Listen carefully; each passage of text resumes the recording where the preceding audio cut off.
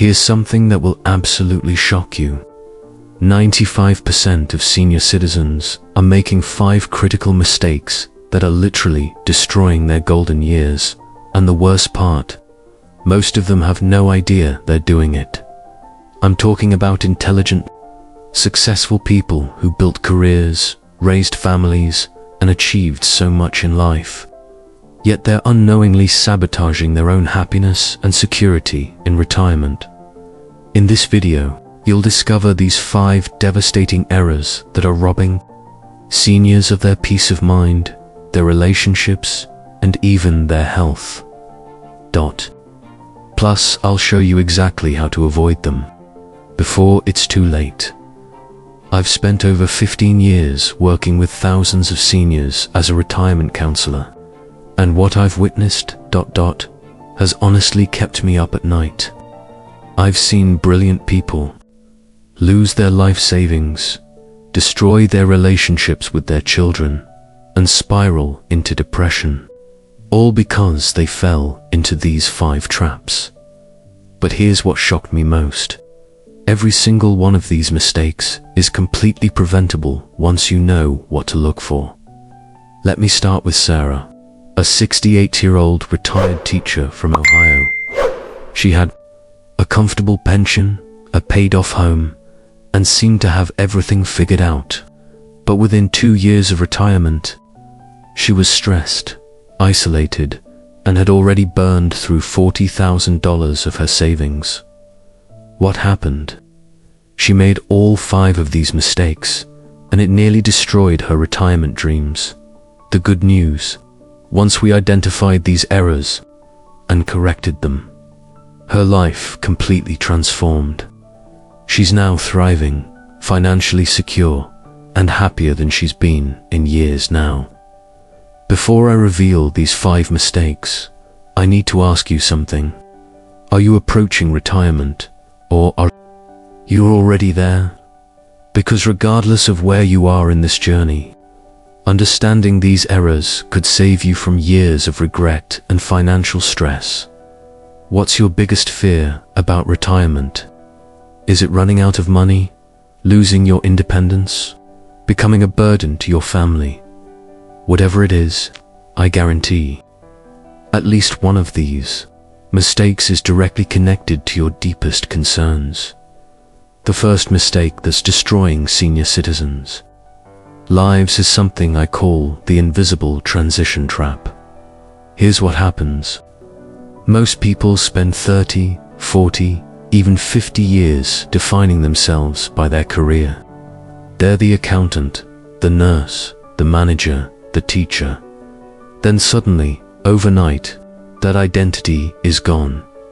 Research from the American Psychological Association shows that 25% of retirees experience depression within the first year. And the primary cause isn't financial stress. It's identity loss.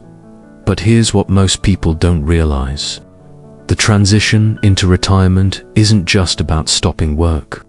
It's about rebuilding your entire sense of purpose and self-worth. I remember working with Robert, a 64-year-old executive who ran a company with 200 employees. He was confident, decisive, and used to being needed every single day. 6 months after retirement, his wife found him sitting in his home office, staring at the wall, completely lost. He told me, "I don't know who I am anymore. I don't know what I'm supposed to do with myself."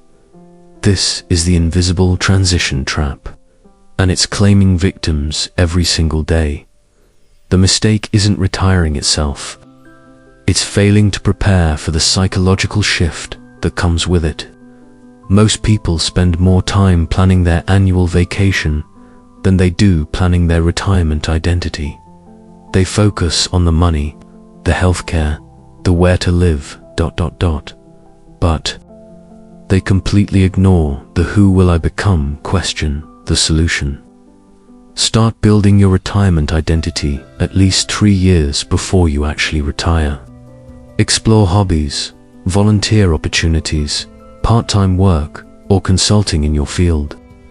Create a bridge between your career self and your retirement self. Now this might sound crazy, but the second mistake is actually trying to save too much money. Yes, you heard that right. I've seen countless seniors sacrifice their present happiness for a future that might never come. Or, when it does come, they're too old or too sick to enjoy it. There's a phenomenon called wealth hoarding that affects nearly 40% of retirees. According to a study by the Employee Benefit Research Institute, these are people who have more than enough money to live comfortably, but they're so terrified of running out that they live like they're broke. I worked with a couple, Margaret and Tom, who had accumulated over $1.2 million in retirement savings. Sounds great, right? But they were eating canned soup for dinner, driving a 20-year-old car, and hadn't taken a vacation in a decade.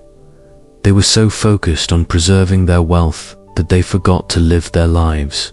Margaret told me, "We saved all this money for our golden years, but we're living like we're poor." This is the paradox of oversaving. You become wealthy on paper, but poor in experience. The key is finding the balance between security and enjoyment. Financial advisors recommend the 4% rule. Withdraw 4% of your retirement savings annually, adjusted for inflation. But here's what they don't tell you. That rule was designed to make your money last 30 years, which means it's built for extreme longevity. Many retirees could safely withdraw 5% or even 6% and still maintain their financial security while actually enjoying their money. Before I reveal the third mistake, let me ask you this.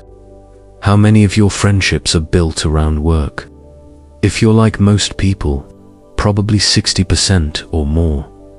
This brings us to the third devastating mistake: social isolation. The research is absolutely terrifying. A study by the National Institute on Aging found that social isolation among seniors is equivalent to smoking 15 cigarettes a day in terms of health impact. It increases the risk of dementia by 50%, increases the risk of heart disease by 29%, and increases the risk of stroke by 32%. But here's what shocked me most about this research. It's not just about being alone. It's about the quality of your social connections. You can be surrounded by people and still be socially isolated if those relationships lack depth and meaning. I've seen seniors who attend every community event, join every club, but still feel desperately lonely because they're not forming genuine connections. The mistake isn't just losing touch with work friends. It's failing to build new, meaningful relationships in retirement. Think about it. When you were working, you had built-in social interaction. You had colleagues, meetings, office conversations. In retirement, you have to be intentional about creating these connections. The solution is what I call purposeful social building. This means actively seeking out activities and communities where you can form genuine friendships based on shared interests, values, or goals. Here's something that will surprise you. The fourth mistake is actually taking care of your health. Too late now. I'm not talking about major medical emergencies or genetic conditions you can't control. I'm talking about the gradual decline that most people accept as normal aging, but is actually preventable. The mistake is thinking that once you reach 65, 70, or 75, it's too late to make meaningful improvements to your health and vitality. Research from the Journal of the American Geriatric Society shows that even people in their 80s can build muscle mass, improve cardiovascular health, and enhance cognitive function with the right approach. But here's the key. It's not about trying to turn back the clock. It's about optimizing what you have right now. I've worked with seniors who started strength training at 72 and were hiking mountains at 75. I've seen 60-80-year-olds learn new languages and develop sharper minds than they had in their 50s. The mistake is accepting decline as inevitable, when much of it is actually optional. The solution is what I call aggressive wellness.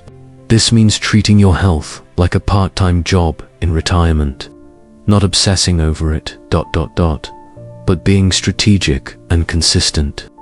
It means strength training twice a week, not just cardio. It means challenging your brain with new learning, not just crossword puzzles.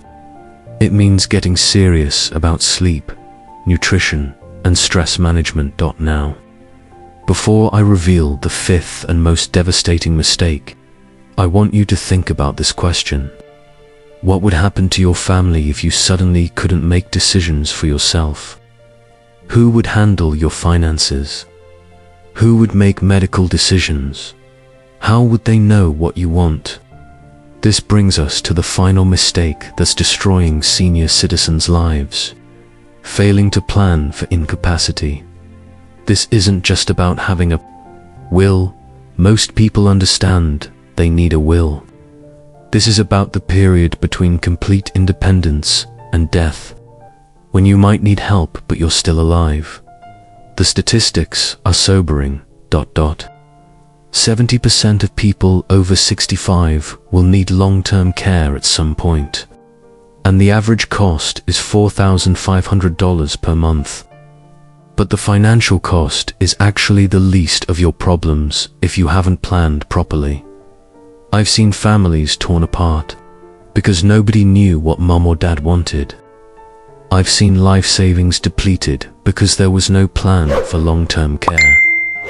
I've seen seniors lose their autonomy because they never communicated their preferences to their children. The mistake isn't just failing to plan. It's failing to communicate the plan to the people who will need to execute it. Here's what most people don't realize. Incapacity planning isn't a one-time event. It's an ongoing conversation. You need to update your documents regularly. But more importantly, you need to have regular conversations with your family about your preferences. Where do you want to live if you can't live independently? What kind of care do you want? What would make life worth living for you if your health declines? These are difficult conversations, but avoiding them is far more painful in the long run. Let me tell you about Dorothy, an 82-year-old client who did everything right. She had all the legal documents, long-term care insurance, and a detailed care plan. But here's what made the difference. She had been having conversations with her daughter about her preferences for years. When Dorothy had a stroke and couldn't speak for herself, her daughter knew exactly what she wanted. Dorothy recovered enough to live independently again, and she told me, "The best gift I gave my daughter wasn't the insurance money. It was the peace of mind that she was doing what I wanted." The solution is comprehensive incapacity planning. This means having the right legal documents. Power of attorney for finances, power of attorney for healthcare, and a living will. But it also means having long-term care insurance or a plan for paying for care. Most importantly, it means having ongoing conversations with your family about your preferences and updating your plans as your circumstances change. So let me ask you, which of these 5 mistakes are you making right now? Are you struggling with your retirement? Identity. Are you either saving too much or too little? Are you feeling socially isolated? Are you accepting health decline as inevitable? Are you avoiding difficult conversations about your future care needs? The truth is, most people are making at least 2 or 3 of these mistakes, and many are making all 5 without even realizing it. But here's the good news. Every single one of these mistakes is fixable. Remember Sarah, who I mentioned at the beginning. She was making all 5 mistakes when we first met. She had no sense of purpose, was hoarding money out of fear, had lost touch with most of her friends, had accepted that she was getting old, and had no plan for potential incapacity today. She's volunteering at a literacy program, has learned to travel again, has built new friendships, is in the best shape of her life, and has everything in place for whatever the future holds. The key is taking action now, regardless of your age or stage of retirement. If you're still working, start building your retirement identity today. If you're already retired, it's never too late to make these changes. Start with the mistake that resonates most with you. Maybe it's reaching out to an old friend or making a new one. Maybe it's finally having that conversation with your kids about your future care preferences. Maybe it's hiring a trainer or joining a class to improve your health. Remember, these aren't just mistakes, they're opportunities. Every mistake you avoid is a year of happiness you preserve, a relationship you protect, a dollar you save, or a health problem you prevent. The cost of making these mistakes is enormous, but the cost of fixing them is relatively small. It just requires awareness, intention, and action. What's your experience with any of these mistakes? Have you seen family members fall into these traps? Have you struggled with any of these issues? Yourself, I'd love to hear your story in the comments below. Your experience might help someone else avoid these costly errors. If this video has opened your eyes to mistakes you didn't know you were making, make sure to subscribe and hit the notification bell. I share strategies like these every week to help people create the retirement they actually want, not just the one they end up with. And here's something most people don't know. There are 3 specific steps you can take this week to start fixing these mistakes, regardless of which ones apply to you. I'll be covering those in my next video. So make sure you're subscribed so you don't miss it. Finally, if you know someone who's approaching retirement or already retired, share this video with them. These mistakes are so common because nobody talks about them.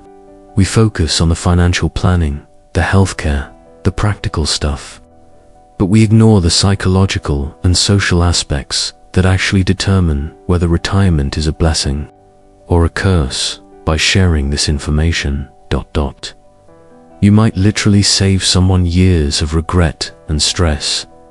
The bottom line is this: retirement should be the reward for a lifetime of hard work, not a punishment. But for 95% of seniors, it becomes a source of stress, isolation, and regret because they make these 5 preventable mistakes. You now have the knowledge to avoid them. The question is, what will you do with this information? Will you take action, or will you become another statistic? The choice is yours. But whatever you decide now while you still have time to make the changes that will transform your golden years into the best years of your life. Hit that subscribe button